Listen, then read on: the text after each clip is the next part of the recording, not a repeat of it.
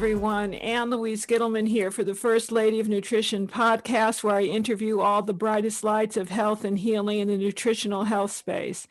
And today I'm going to be interviewing the world's best #1 trainer, and that is none other than Kris Gethin, who is an absolute brilliant bodybuilder. He is an author. He is a personal trainer and international nutritionist, and he's my go-to for anything health and healing when it comes to athletics and bodybuilding. So how are you today, Kris Gethin, my friend?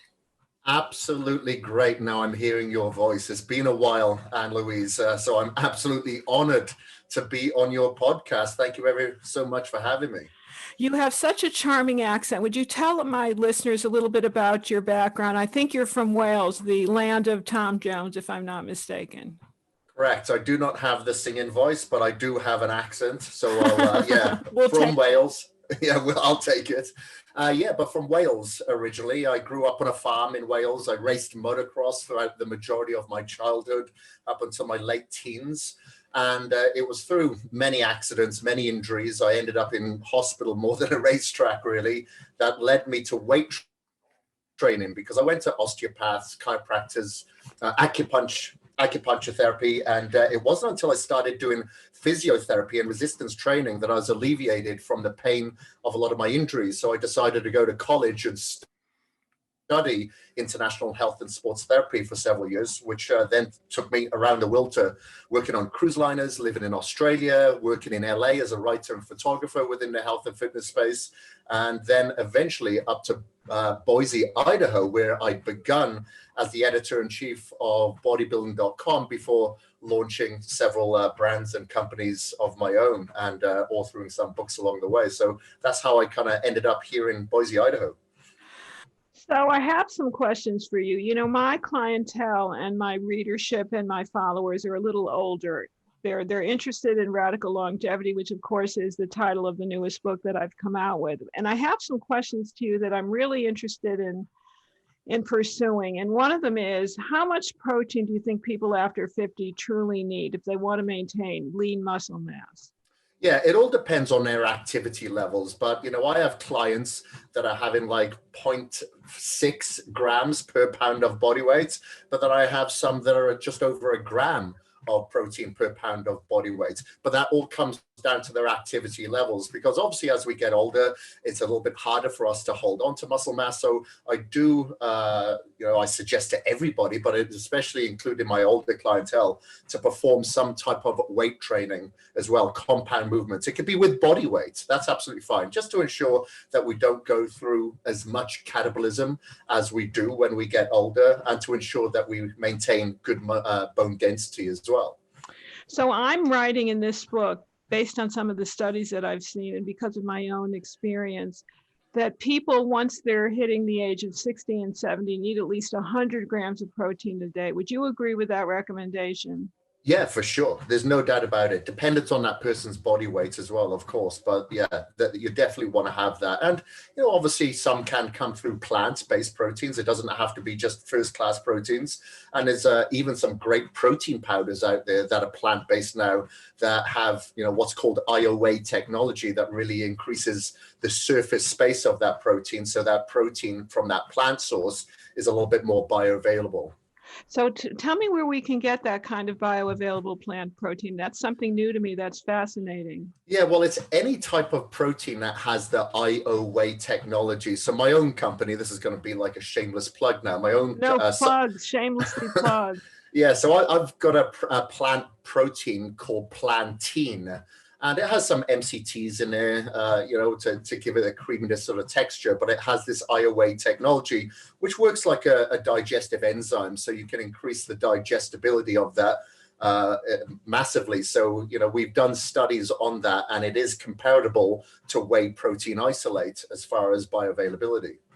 So is it high in isoleucine, the particular amino acid that we know is able to Exactly. It's the highest that you'll find in those. So, you have the essential amino acids, but your leucine and the isoleucine is very high to give it that anabolism as well. I love it. So would you tell me what the ingredients are of this plantain?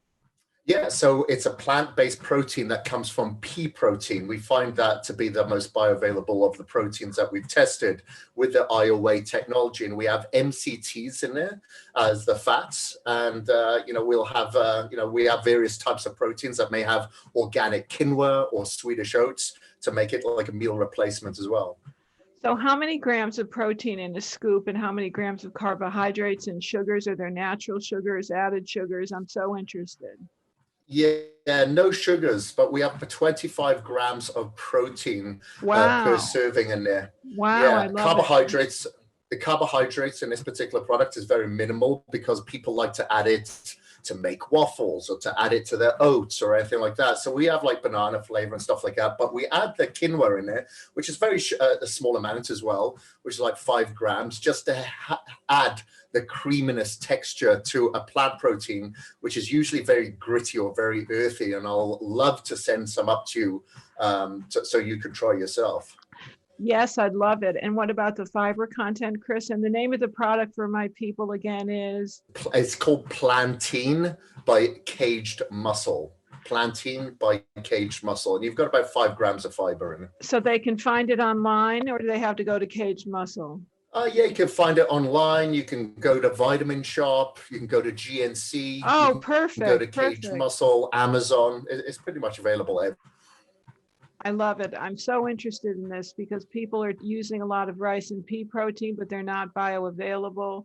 And I like the fact that it's low in carbohydrates and it's maximized for bioavailability is really the key here. So that is a wonderful, wonderful asset. Yeah. Now tell me about ways in which we can actually exercise without exerting ourselves, because so many of us as we get older simply don't have the time, the energy. Many baby boomers are still working. So tell me what you think of the super slow methods, the oscillating plates that are out there, the power plates. What is your hit on those? Yeah, you can definitely use them, especially, if you're somebody that's rehabbing an injury, the power plates I'm talking about now, you can utilize that as an inactive form of activity because it does burn calories. But I like to go back to our ancestors, to be honest with you, our ancestral wisdom, get outside, get some sunlight, maybe earth yourself. And tell me what And tell me what you know about earthing, by the way, because I write about that in Radical Longevity. We're on the same page totally. Tell me what you think about earthing. Yeah, well, I don't know if any of your listeners have actually watched Earthing the movie or read any of Clint Ober's stuff as well. Sure. But yeah, so I'm all about earthing. I get my clients to earth every single day. If they cannot get outside to earth, then you can get earthing mats. That you can have at your desk or in your bed or anything like that. But it shows that, obviously, we want to get a lot of the negative ions from the earth, and it can help with inflammation. It can help with, stress related issues. And, I just find when I have clients do that, even though they may think it's a little bit woo-woo to begin with, they do report back feeling so much better. And especially when we're penetrating, all about this, Ann Louise, in regards to penetration of EMFs and free radicals that we get that we didn't have like 30, 50 years ago. It's very, very important that you earth yourself a couple of times a day. I find morning and night.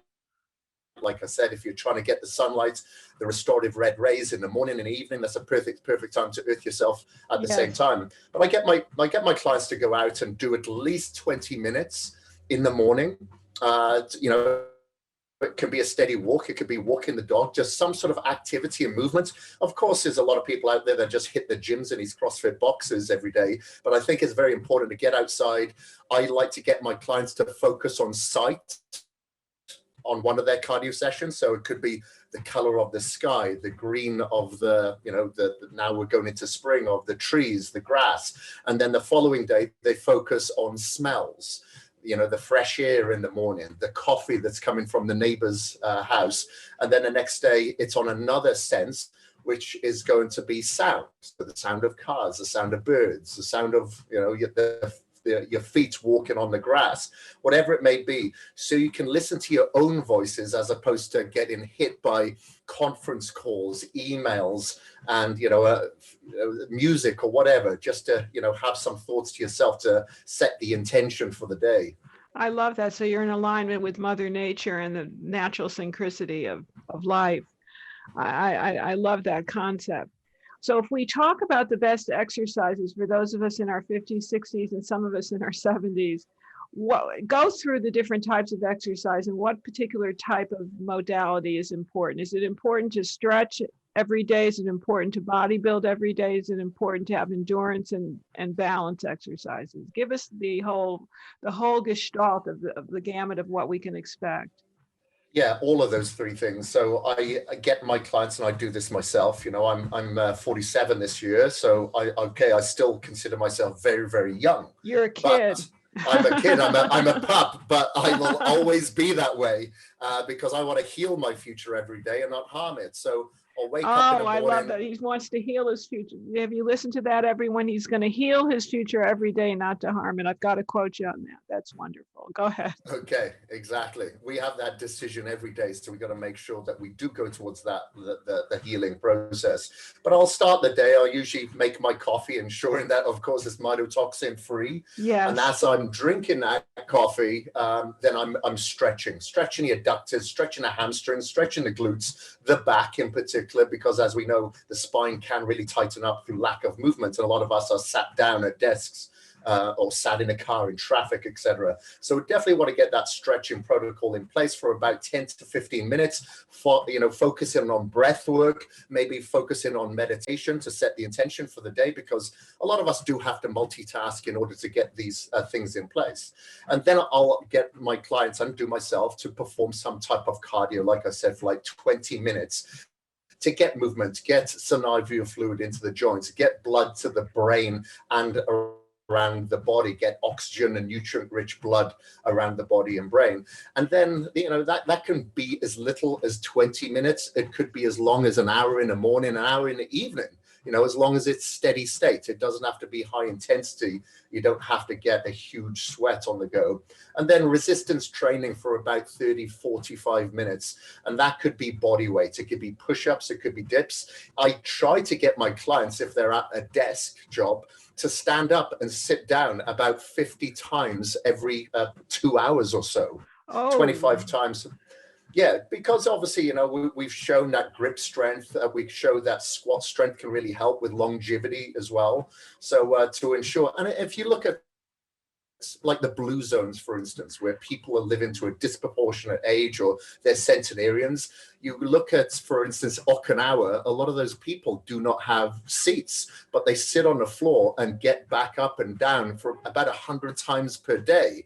And they're over 100 years old. So we can learn a lot from those people. So that's a form of resistance that I think is very, very good. Little and often, if it can be done sporadically through the day. If not, reserve 30, 45 minutes throughout the day to do some crunches, to do some squats, freestanding squats, to do some dips against the chair, to do some push-ups against the chair, against the wall, or on the floor, depending on how strong you are.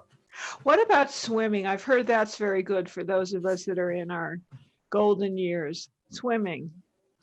Swimming is awesome. I do swimming all the time, obviously competing in Ironman triathlon like I have up there in Coeur d'Alene. It's phenomenal because, again, you are rotating your shoulders, you're working your hips, you're getting the synovial fluid into those ball and socket joints that generally degenerate first before anything else, along with our knees. So it's a non-compound movement that anybody of any weight, of any genre, age, could do. So swimming, I think, is absolutely phenomenal. We should all do that.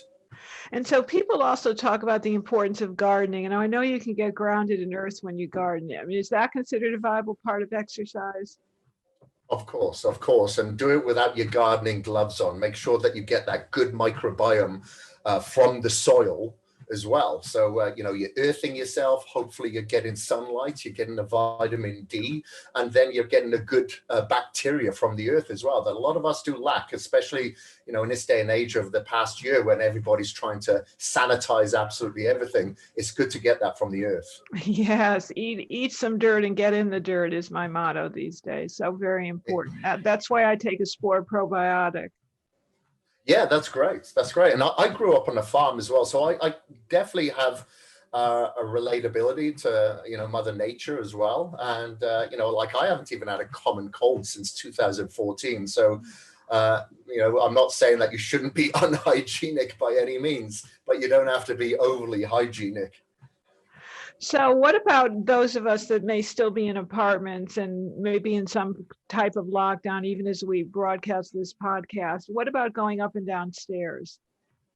Yeah, absolutely phenomenal. Whenever I stay at a hotel, very rarely do I go to the gym to use the treadmill. I'm either outside or I'll wedge open a couple of doors to the fire exits to ensure that I don't get locked out or locked into the stairwell. And I'll go up and down those stairs because that's a phenomenal compound movement for your glutes, for your hamstrings, for your quads. And, you want to ensure that you really do not lean forward and you stand up straight and you really fire what is our posterior chain, because a lot of us switch that off. We switch off our glutes because we're sat down all day, which can lead to bad back issues. We switch off our feet, we switch off a lot of these muscles. If you do get outside, try to go either barefoot or wear like a minimalist shoe. But if you're staying in an apartment, then of course, sometimes because of lockdown, you cannot get the sun, or maybe you're in the winter. Obviously, we can biohack that environment by having red light panels. That gives us the restorative red light in the morning and the evening. And as I mentioned before, if you can't find a grassy patch to earth yourself, I often travel to India, and sometimes I'm in cities like Mumbai or Delhi, then I'll have an earthing mat that I will plug into the wall so I can earth myself and kind of biohack my environment, especially with, like a mobile red light panel that I'll take with myself as well. See, I love that. I've been traveling with an earthing wristband for the past 10 years. Clint Ober is a personal friend, by the way. So he's come to the house and he's earthed and grounded us till the cows come home. And what he told me was a real secret that I want to pass on to you and my listeners. He felt that the best grounding could be done with a grounding wristband. It had the best grounding connection. So that's what I consistently use. I use that at night. Do you sleep with something at night to ground yourself? Interesting. I'm going to look into that. Yes, I have an earthing mat that I have under my bed sheet. So that's what I'll earth myself with. And I'm at my treadmill desk at the moment, but at my sitting desk, I also have an earthing mat, and I'll have my feet barefoot on that mat as well. So I love that. Back to the foods, because I'm really interested in your daily routine, which sounds awesome. And I think we can get some wonderful tips from you. But in terms of what you eat, give us a breakfast, lunch, and dinner. What does a world-class bodybuilder consume? Right. I'm a little bit different to, I'd say, the general bodybuilder, because I do know what we do as people that like to build our bodies is a little bit pro-inflammatory, I would say, and it's not necessarily going to be healing for our future, especially you look at the amount of meals that we have to consume, and it's not going to be very good for stem cell proliferation or autophagy or anything like that. So especially on my non-training days, I'll only train about 4, sometimes 5 days a week. On my non-training days, I fast until the afternoon. I'll do a 16 to 20 hour fast just to ensure that, I can get rid of a lot of the folded proteins, the bad DNA, go through autophagy. But on my general training days, what I'll do is eat maybe carbohydrates in the morning with my meals, but then I'll go a little bit more fats throughout the rest of the day. So after my first 2 meals that have carbohydrates, after that it's fats, because I train in the morning. So I'll do my cardio, I'll do my weight training in the morning. So my breakfast usually looks like this. So for instance, this morning, I had organ meats, I had liver, which was mixed with some butter and some egg whites and a couple of egg yolks in there as well. I have my own chickens, so they're humane raised and grass-fed the produce that I'll use. So I had the organ meats from that. And then as far as my carbohydrates hold on, because I want to just jump in here if I may. And Sure. Tell my listeners why it's important to eat organ meats. I've written about it in terms of stem cell proliferation, but you tell them why you eat organic liver.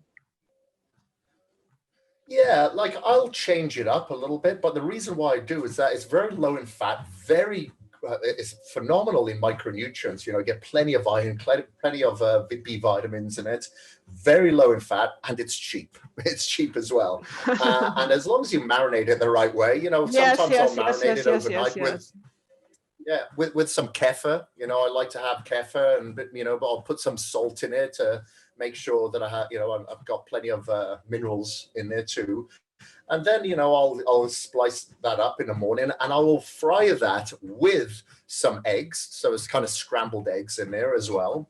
And I'll put some sweet potato in there as well. And, maybe some organic olive oil, or maybe some butter. I'll cook it in. And that's pretty much my breakfast. And then I'll usually have that twice for my second meal as well. So it's just convenient. It's easy. I'll have carbohydrates through those meals. And then in the afternoon, I'm going for something like, it could be, humane raised chicken breast. It could be grass-fed beef. I change it up quite often. It could be like a protein shake, a meal replacement. And but the thing is, with those, I will just have fats with those meals, and it's usually some form of saturated fat. If it's not like an MCT or olive oil or something like that, that's where I'll generally go for the rest of the day. I don't like to have too much of an insulin spike for the rest of the day. I do wear a 24-hour blood glucose monitor, so I do know what types of carbohydrates my body does allow and doesn't allow.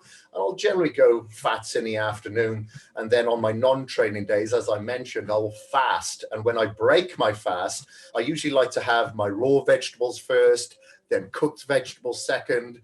Then I'll have my protein, and then I will go for my carbohydrates, just to ensure that I get plenty of my micronutrients in and my amino acids before I go for my carbohydrates or fats on that plate.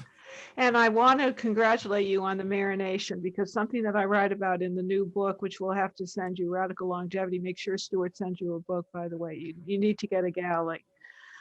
I talk about the importance of cooking and certain cooking methods that lessen the production of advanced glycation end products. And when you fry, grill, broil, or air fry, you're really exacerbating the advanced glycation end products that are so aging and damaging to DNA. But when you marinate the way you marinate, Kris, then it decreases the production of advanced glycation end products by as much as 90%.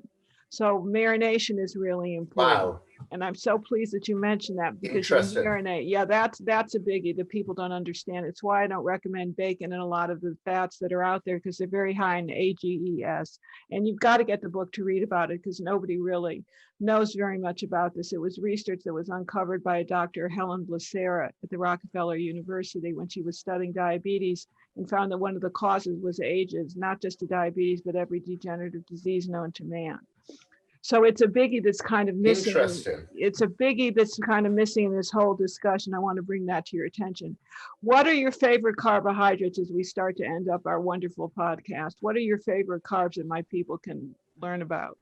Well, before we go into that, I just want to thank you as well, that I've got a kitchen full of cast iron because of you, Ann Louise, and reading about the importance of cooking with the right utensils in the kitchen. So I've got quite the forearms on me now, because they're pretty heavy. But the carbohydrates that I'm eating, because they work well for my blood glucose. Like I said, I do measure my blood glucose, and everybody's different. But sweet potatoes, I really like. I like tubers. I do like parsnips as well. But usually sweet potatoes, I'll go for usually like a rice. And it doesn't really matter if I have a white rice, to be honest with you, or brown rice, but I prefer to have rice with micronutrients in there as well. I do like some quinoa on occasion. I don't have it too much. I'd say sweet potato is my mainstay though. And I'd say that's pretty much it. I don't go overly overboard on carbohydrates. If I do want something post-workout, I'll usually go for a powder, which is going to be like something like Vitago. So that is extracted from like barley, or it can be from a potato. It's just kind of like the handprint that provides the osmolality and the digestion of that particular carbohydrate that I like. But, I'll usually use that if I'm doing a lot of endurance work, a lot of running, a lot of cycling, etc. So excellent. My favorite new carbohydrate, it's a flour that we've discovered. It's tiger nut flour. Are you familiar with it? It's actually from a tube. Yes. Yeah, my wife actually cooks with that. So she will cook some protein waffles, and she does cook with that because she was speaking to a mutual friend of ours recently, Ben Greenfield, because she does have hypothyroidism, and that was one of the flours that he suggested. There's another one that I discovered with my research in radical longevity, and it's chestnut flour. It's a little pricey, but oh my gosh, is that delicious. Oh, really? I haven't looked into that one. No, it's very well tolerated, and it's used widely in the Mediterranean countries that now have the longest lifespan. We used to think it was Okinawa, it's now the Mediterranean belt. So you got to Interesting. make a note of the chestnut flour. It's a must. And the other thing, Kris, that I want to tell you about is you must get your ferritin levels done. Have you done that yet? Your ferritin, your stored iron? Sorry, could you say that again? I must get what? Your ferritin levels, it's the stored iron, Oh, in your right. bloodstream. That would be very important because when you get that and let me know what it is, you may change your mind about the cast iron. That's why we have to get you the new book. All right. All Okay. Things right. have changed. Yeah, things are always Things are always evolving. changing. I will definitely look into that for sure, and Research, I'll research. report. Now you are the author of several books. Can you tell us what those books are and how to get them? Yeah, for sure. So my very first book was like in 2010, and that was The Guide to Your Best Body. So that was my first, basically a hardback book, and that was talking about why community is so important for you to reach your goals, for transparency, for support, for accountability, etc. And then my final book that came out last year was Man of Iron, which tells people how they can be a strength trainer and an endurance athlete, because I'd have so many people come up to me and say, hey, I used to do marathons, I used to swim, I used to cycle, etc., but now I got into weight training, I had to give it up, or vice versa. But I like to do both, and I kind of show people how they can do both without injuring themselves or overtraining themselves. What is the oldest person that you train so that my people can get a perspective here? How old is the oldest individual? I'd say let me say 84, I think is the oldest client that I've got currently. But it's funny, a lot of my clients that are in their 80s or even 70s are more committed than some of my clients that are in their 20s. You know, they don't question it, they just do it. So sometimes it can be easier to train them than others. But yeah, 84 is my current eldest client. And what are you up to these days? I know you've moved to Boise, Idaho, but tell me what you're up to. So I've just launched my 9th gym in India. So I got a gym franchise over there. So I just launched the 9th gym, and we launched 3 of them during COVID, which is quite unbelievable considering so many gyms are closing down. Yes. And we've just launched 2 new products. So yesterday we launched a new flavored plantain, and we released a meal replacement. And you are going to be the very first person to know that we release a fish oil now in about 2 weeks' time, which is going to have about 900 EPA and 1100 DHA. And you know, as you know, there's just the fish oil market is absolutely horrendous. It's terrible, full of rancid oils. Yes. So we've got a new oil coming out in regards to that. And me personally, I'm just on the mend at the moment because I tore my tricep about 6 weeks ago snowboarding in Jackson Hole. So I tore my tricep off the bone, my tendon. So I'm healing myself. It's just another new challenge that I enjoy. What are you doing for your healing? My people will be interested in knowing. Oh, it's a shotgun approach, I can tell you that. So yes, I use a DC current. This machine is called NewFit, and I put a DC current onto my tricep to help with the muscle building, because obviously I cannot manually contract it at the moment. I'm also using a PEMF mat every day, because they did have to drill through my humerus and my ulna to re-cinch my tendons. So I'm using a PEMF mat as well. There's a couple of peptides, as we know, BBC 157, TB 500 that I'm utilizing. I will probably be going over to Colombia for stem cells soon. I went there about 3 years ago with much success. So that'll be another thing. Going very high with my antioxidants, making sure that I'm getting good essential amino acids in every day. So I'm kind of having a drip feed of them. fermented glutamine, very high with antioxidants, and trying to focus on quality sleep as much as I possibly can to help with the restoration. And I seem to be well ahead of schedule with my recovery at the moment. So, the glass is full.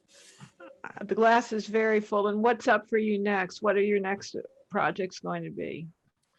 You know what? I made it my goal this year not to have any goals. Usually I'm very, very goal driven, and I just want to focus on being a lot more mindful, a lot more present, focusing on, the spiritual self more than anything, because, we're always focusing on the future, getting anxious about the past and not really being as present as we possibly could. So that's one of my major focuses. And, I'm launching a couple of programs now that really help, it's basically called the Biohacking Guide for Bodybuilders, because I find people in my industry may look healthy, but they're extremely unhealthy. So I'm putting together a biohacker's guide for them, obviously with the foundational pieces that need to be intact first before you go and purchase any shiny, expensive objects. Well, I want to thank you for being my most esteemed guest. Will you come back, Kris Gethin? Of course, I'd absolutely love to. And I'd love to come up to Coeur d'Alene and see you when you're next there, because I think you may be in Texas currently, correct? We're in Coeur d'Alene, and you're welcome to come up anytime this summer. We have a spare bedroom, we've got a spare wing, and we've got some state-of-the-art exercise equipment that I think you'll find very user-friendly. Oh, would absolutely love that. Thank you. So there you go. So I want to thank you. I want to thank all my listeners for tuning in yet once again to First Lady of Nutrition. I want to acknowledge my very new sponsor, CS Health at LLC, cs-health.com. They're the makers of Vitalica, indigenous broccoli enzyme activated dietary supplement, which I take. So helpful for skin appearance, digestive health, joint artery health, and post-exercise recovery. So I want to thank all of you. Wish you well. Shalom, shalom.